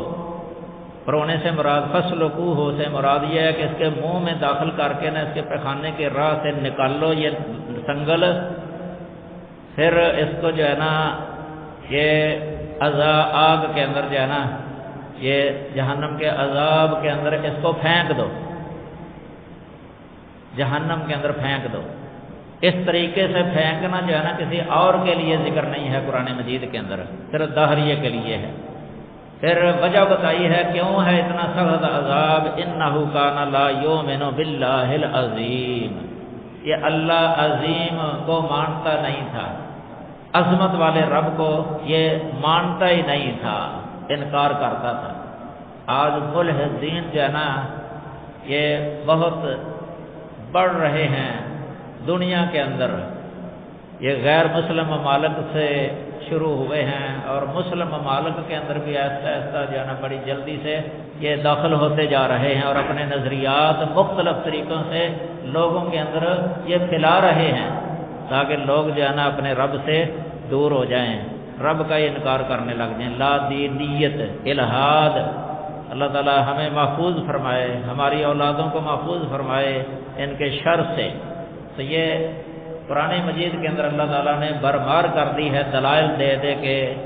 یہ اتنے دلائل ہیں، عقلی دلیلیں. یہ جو تخلیق والی صفت ہے نا، یہ تقریباً 100 یا 100 سے بھی زیادہ جگہوں پر ہے قرآن مجید کے اندر، اور ایک ایک تخلیق و ایک ایک جگہ پر کئی کئی چیزوں کا ذکر ہے. سورہ بقرہ کے اندر جو ہے نا دوسرے پارے کے اندر اللہ تعالیٰ نے ایک ہی جگہ پر آیات ثمانیہ ذکر کی ہیں. ان فی خلق السماوات والارض واختلاف اللیل والنہار والفلک التی تجری فی البحر بما ینفع الناس.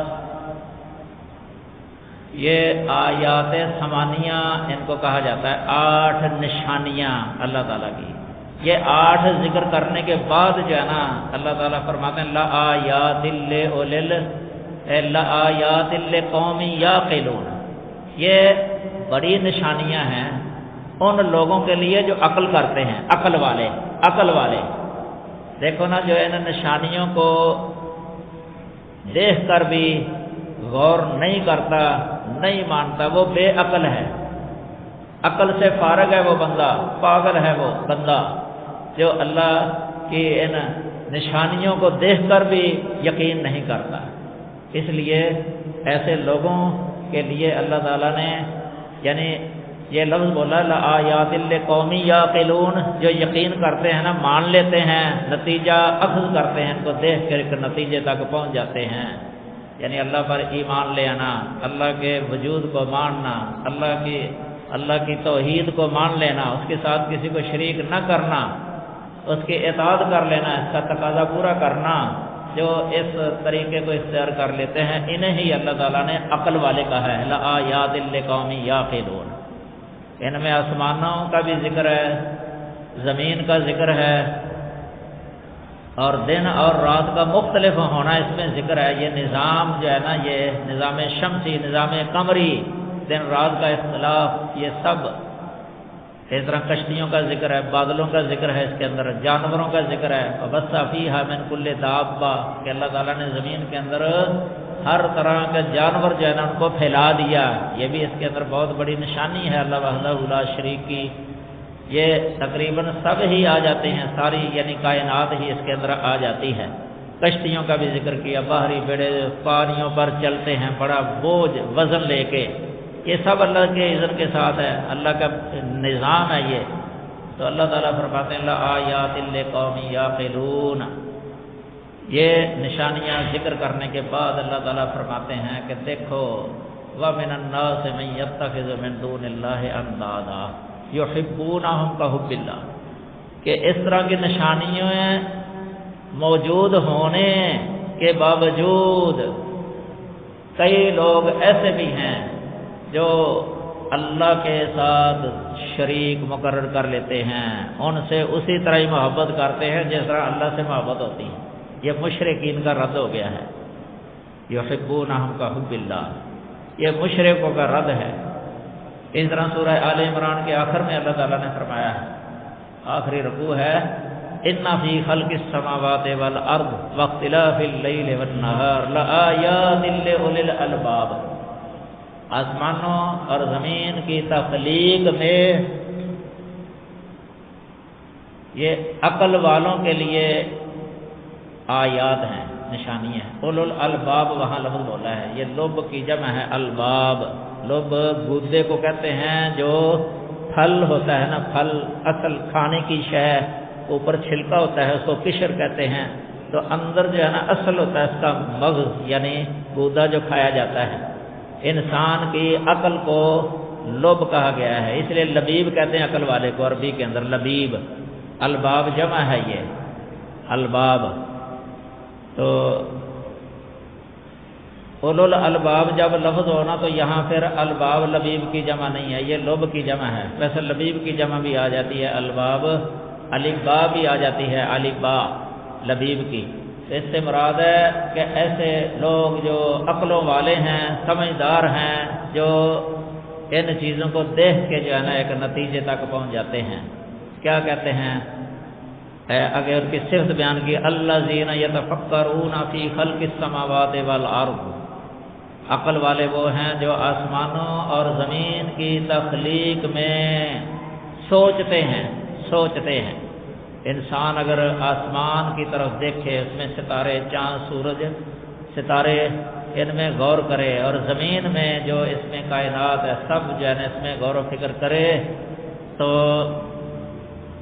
یتفکرون فی خلق السماوات والارض ربنا ما خلقت هذا باطلا، اس نتیجے تک پہنچے گا کہ ہمارے رب تو نے اس کو بے فائدہ پیدا نہیں کیا۔ سبحانک، یہ لفظ منہ سے نکلے گا، سبحانک، یہ سبحانک کا لفظ جو ہے نا یہ بہت بڑی عظیم قدرت کو دیکھ کے جو ہے نا یہ خود بخود لفظ منہ سے نکلتا ہے، سبحانک، اللہ تعالیٰ کی تنزیہ ہے، یہ اللہ تعالیٰ کی تنزیہ ہے کہ اللہ تعالیٰ کے اندر جو ہے نا کوئی کسی قسم کا کمزوری، نقص، عیب نہیں ہے، اس کی ذات با کمال ہے۔ اتنی بڑی مخلوق کو پیدا کر دیا ہے اس نے، سبحانک فقنا عذاب النار۔ پھر اس نتیجے تک پہنچے گا کہ اللہ سے کہے گا کہ یا اللہ ہمیں آگ کے عذاب سے بچا۔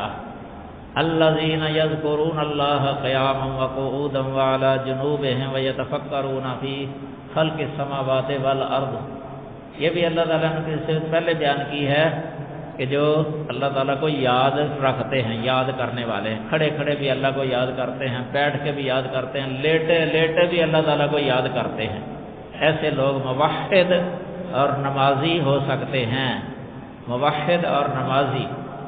تو یہ تخلیق والی صفت جو ہے نا یہ اللہ نے بہت ہی زیادہ ذکر کی ہے۔ سورہ نحل پڑھ کے آپ دیکھ لیں، بڑی بڑی ہے، اتنے دلائل ہیں اس کے اندر، عقلی دلائل، عقلی دلائل۔ سورۃ روم کے اندر عقلی دلائل اللہ تعالیٰ نے بہت سارے ذکر کر دیے ہیں۔ اسی طرح سورۃ الجاثیہ کے شروع کے اندر اللہ تعالیٰ نے اسی طرح کے دلائل ذکر کر دیے ہیں، جو ابھی آپ نے آیت سنی، آیات ثمانیہ، اس طرح بہت ساری صورتیں ہیں جن کے اندر یہ دلیلیں ہیں۔ یہ تقریباً جو ہے نا یہ مقامات جو ہے نا قرآن مجید کے اندر 100 کے قریب پہنچ جاتے ہیں مختلف صورتوں کے اندر، کہیں کم ہیں کہیں زیادہ ہیں، کہیں جو ہے نا زیادہ تعداد میں ذکر کی ہیں اللہ تعالیٰ نے۔ یہ پہلے جو میں نے مقام پڑھا تھا شروع والا، یا ایھا الناس اعبدوا ربکم الذی خلقکم من نفس واحدہ، یا ایھا الناس اعبدوا ربکم الذی خلقکم والذین من قبلکم لعلکم تتقون۔ اس کے بعد اللہ تعالیٰ نے فرمایا الذی جعل لکم الارض فراشا والسماء بناء وانزل من السماء ماء فاخرج به من الثمرات رزقا لکم۔ یہ اور ذکر کی ہیں اللہ تعالیٰ نے، یہ جو بارش کا نظام ہے نا، اور بارش کے ذریعے زمین سے انگوریاں نکال دینا، یہ زمین کو زندہ کر دینا، رزق پیدا کر دینا کائنات کے لیے، مخلوقات کے لیے، یہ بھی اللہ تعالیٰ نے اپنی آیات میں سے یہاں ذکر کی ہیں۔ پھر آگے نتیجہ نکالا ہے فَلَا تَجْعَلُوا لِلَّهِ أَنْدَادًا وَأَنْتُمْ تَعْلَمُونَ، لہذا تم اللہ کے ساتھ ند مقرر نہ کرو جبکہ تم جانتے ہو۔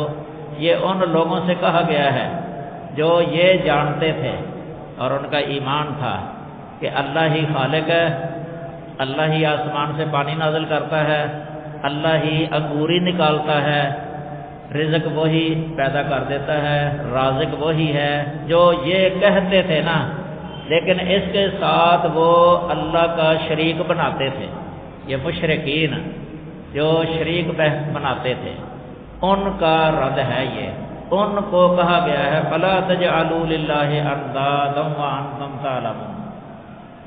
یہ فا جو ہے نا یہ نتیجہ ہے، یعنی وہ چونکہ دلیلیں دی ہیں نا، اس دلیلوں پر جو شاید مرتب ہوتی تھی نا وہ ہوتی کہ شرک نہیں کرنا، وہ ہے فَلَا تَجْعَلُوا لِلَّهِ أَنْدَادًا وَأَنْتُمْ تَعْلَمُونَ، یعنی انتم تعلمون، تم جانتے ہو کہ وہی رازق ہے، وہی آسمان سے بارش نازل کرنے والا ہے، وہی رزق پیدا کرنے والا ہے، اور وہی زمین کو بچھونا بنانے والا ہے، اور وہ اسی نے ہی آسمان کو چھت بنایا ہے، اور وہی خالق ہے سب کا۔ یہ جانتے ہوئے تم اللہ تعالیٰ کا کسی کو ند مقرر نہ کرو۔ یہ سب سے پہلی یعنی سورہ بقرہ کے اندر جو ہے نا یہ پہلا خطاب ہے، سب سے پہلے خطاب شرک کا ہے اور توحید کا بیان ہے۔ اس کے بعد جو پھر رسالت کا بیان ہے، رسالت کا۔ تو یہ صفت تخلیق جو ہے نا یہ یاد رکھیں اللہ تعالیٰ کے ساتھ یہ خاص ہے۔ اب لفظ تخلیق جو ہے نا یہ بھی آپ سن لیں، خلق یا تخلیق کا معنی ہوتا ہے الایجاد من العدم الی الوجود، یعنی عدم سے وجود کی طرف کسی کو معدوم ہے، پہلے وہ شے معدوم ہے کہ اس کا وجود تک نہیں ہے، اس کو موجود کر دینا۔ اللہ تعالیٰ جب کوئی شے پیدا کرتا ہے نا وہ مادے کا محتاج نہیں ہوتا کہ پہلے سے مادہ موجود ہو اس کا، کہ پہلے سے ماڈل موجود ہو اس کا بھی اللہ محتاج نہیں ہے کہ نقشہ موجود ہو اس کا۔ جس طرح انسان دنیا کے اندر یہ کوئی شے بنانی ہو تو مادہ جمع کرتا ہے، مواد جمع کرتا ہے، مٹیریل جمع کرتا ہے، پھر بھی محتاج ہوتا ہے انسان، آلات کے ذریعے وہ کام کرتا ہے، آلات جس کے ساتھ وہ کام کرتا ہے نا وہ ہونے ضروری ہیں۔ اگر سیمنٹ ہو، بجری وغیرہ سب کچھ ہو، لیکن آلات ہی نہیں ہے مستری کے پاس، نہیں بنا سکتے، ویسے پڑا سارا کچھ۔ تو انسان پہلے مادہ جمع کرتا ہے، پھر جا کے جو ہے نا کوئی کام کرتا ہے، کوئی شے مکان وغیرہ تعمیر کرنا ہو تو کرتا ہے، لیکن اللہ اس کا محتاج نہیں ہے۔ بدیع السماوات والارض، بدیع کا معنی ہے مبدع، مبدع السماوات والارض، مبدع کا معنی ہوتا ہے یعنی بغیر کسی سابق مثال کے، بغیر کسی سابق مثال کے، یعنی ماڈل کے بغیر، اس کا ماڈل بھی نہیں ہے، کوئی سابقہ مثال بھی نہیں ہے، بس اللہ کن کہہ کے جو چاہے پیدا کر دیتا ہے۔ انما امرہ اذا اراد شیئا ان یقول له کن فیکون، کہ اللہ ہی کی یہ صفت ہے، یعنی اسی کے ساتھ یہ خاص ہے۔ یہ کس کا مطلب ہے؟ انما جو ہے نا شروع میں یہ کلمہ حصر ہے، یعنی یہ صفت کسی اور کے اندر نہیں پائی جاتی، یہ صفت تکوین یعنی کن فیکون والی، یہ کن کہہ کے جو چاہے کر دے، یہ اللہ کے ساتھ خاص ہے۔ تو یہ تخلیق کا معنی ہو گیا ایجاد، عدم سے کسی کو وجود میں لے آنا۔ یہ ایک تخلیق کا معنی یا خلق کا معنی یہ بھی ہوتا ہے التصویر، التشکیل یا التصویر، یعنی کسی کی صورت بنانا، کسی کی شکل بنانا۔ اس معنی میں یہ مخلوق کے لیے بھی لفظ بولا جا سکتا ہے۔ مثلا قرآن مجید میں ہی ہے عیسیٰ علیہ السلام کا قول انی اخلق لکم من الطین کہیئۃ الطیر فانفخ فیہ فیکون طیرا باذن اللہ۔ یہ اخلق جو لفظ بولا ہے نا، یہاں اخلق کا معنی یہ نہیں ہے اوجدو کہ میں موجود کرتا ہوں، وجود دیتا ہوں، بلکہ اس کا معنی ہے کہ میں مٹی سے پرندے کی صورت بنا دیتا ہوں، یعنی پرندے کی طرح کی صورت جو ہے نا بنا دیتا ہوں۔ اب دیکھیں پرندہ پہلے سے ہی موجود ہے، ماڈل موجود ہے، یہ مادہ مٹی یہ بھی پہلے سے ہی موجود ہے مٹی، تو مٹی سے پرندے کی شکل بنانا یہ انسان کے اختیار میں ہے۔ آج کل بناتے ہیں مختلف دھاتوں سے جو ہے نا، کئی یہ کھلونے بچوں کے بنا دیتے ہیں، پرندوں کی صورتیں یہ بنا دیتے ہیں۔ یہ تخلیق اس معنی میں نہیں ہے جس معنی میں اللہ کے ساتھ خاص۔ یہ جب بنانا ہوتا ہے نا کہ مادہ پہلے سے موجود ہے، مٹی موجود ہے یا کوئی لوہا یا سونا چاندی وغیرہ یہ موجود ہے، اسے جو برتن وغیرہ یا دوسری چیزیں بنا دیتے ہیں، اس کو صنعت کہتے ہیں۔ صنعت یہ صانع بنتا ہے، صانع۔ اللہ تعالیٰ صانع بھی ہے اور خالق بھی ہے، اللہ خالق بھی ہے اور صانع بھی ہے۔ مخلوق جو ہے نا وہ صانع ہے لیکن خالق نہیں ہے، یعنی موجد کے معنی میں، موجد کے معنی میں۔ تو اللہ وحدہ لا شریک کی یہ خاص صفت ہے، یعنی ایجاد۔ اللہ نے چیلنج کیا پوری دنیا کے ان لوگوں کو جو اللہ کے شریک بناتے ہیں، ان کو بہت معظم سمجھتے ہیں۔ فرمایا ان الذین تدعون لن یخلقوا ذبابا ولو اجتمعوا له، کہ جن لوگوں کو تم اللہ کے علاوہ پکارتے ہو وہ ہرگز ایک مکھی بھی پیدا نہیں کر سکتے۔ ولو اجتمعوا له، اگرچہ سارے مل جمع ہو جائیں اور مل کے ارادہ کوشش کر لیں کہ ہم ایک چھوٹی سی مکھی جو ہے نا وہ بنائیں، وہ نہیں بنا سکتے۔ ان کی عاجزی بیان کی ہے اللہ تعالیٰ نے۔ مکھی تو بنانا کجا، ان یسلبہم الذباب شیئا لا یستنقذوہ، اگر مکھی ان سے کوئی شے جو ہے نا چھین کے لے جائے نا، وہ بھی اسے چھڑا نہیں سکتے، واپس نہیں لا سکتے۔ اتنے عاجز جن کو تم اللہ کا شریک بناتے ہو۔ یہ دیکھو کیسے طریقے سے اللہ تعالیٰ نے رد کیا ہے۔ یہ تخلیق کی نفی کر دی ہے اللہ تعالیٰ نے، ایک مکھی کا پر نہیں بنا سکتے، مکھی نہیں بنا سکتے۔ انجیل برنباس کے اندر لکھا ہے ایک دفعہ اس یہودیوں نے حضرت عیسیٰ علیہ السلام سے یہ ان کو دعوت دی ہے اپنے، جو انہوں نے بھی اسی طرح شریک بنائے ہوئے تھے اللہ تعالیٰ کے، مشکل کشا حاجت روا، ان کے ساتھ الہ والا معاملہ کرتے تھے، الہ کہتے تھے ان کو۔ عیسیٰ علیہ السلام نے کہا کہ اگر یہ ایک مکھی بنا کے دکھا دیں تو میں ان کی عبادت شروع کر دوں گا۔ چلو یہ چیلنج دے دیا انہوں نے۔ اب کہاں بنا سکتے تھے وہ، ایک مکھی بھی نہیں بنا سکتے۔ حضرت الیاس علیہ السلام کا قول بھی لکھا ہوا ہے انجیل برنباس کے اندر، ایک مکھی نہیں بنا سکتا کوئی، اتنے عاجز۔ اس لیے اللہ ہی خالق ہے، کوئی ایک درخت نہیں اگا سکتا، جڑی بوٹی جو ہے نا ایک دانہ، انسان کا کام تو ہے نا بیج زمین کے اندر دفن کر دینا۔ اس کو قرآن مجید کے اندر جو ہے نا حرث کے ساتھ تعبیر کیا ہے، ارائیتم ما تحرثون، یعنی زمین کے اندر جو تم یہ دانے اگا دیتے بیجتے ہو نا، یعنی اس کو پھینک دیتے ہو زمین میں، دفن کر دیتے ہو، یہ زرع ہے۔ اانتم تزرعونہ ام نحن الزارعون، دیکھو کیا تم اس کو اگاتے ہو یا ہم اگانے والے ہیں؟ اگانا اللہ تعالیٰ کا کام ہے، اس لیے قرآن میں فرمایا ما کان لکم ان تنبتوا شجرہ، یہ جو باغوں کے اندر پودے ہوتے ہیں نا، درخت وغیرہ، جڑی بوٹیاں، تمہاری طاقت میں نہیں ہے کہ تم ان کو اگا سکو، تمہاری طاقت سے باہر ہیں یہ، اس لیے کہا جاتا ہے ما لا یقدر علیہ الا اللہ، کہ جس پر اللہ کے علاوہ کوئی قادر نہ ہو وہ کام کسی سے کروانے کی درخواست کرنا، اس کو پکارنا، یہ شرک بن جاتا ہے۔ ما لا یقدر علیہ الا اللہ، یعنی جس چیز پر اللہ کے علاوہ کوئی قادر ہی نہیں ہے نا، کوئی کر ہی نہیں سکتا، اس میں کسی کو پکارنا مدد کے لیے، یہ شرک ہے۔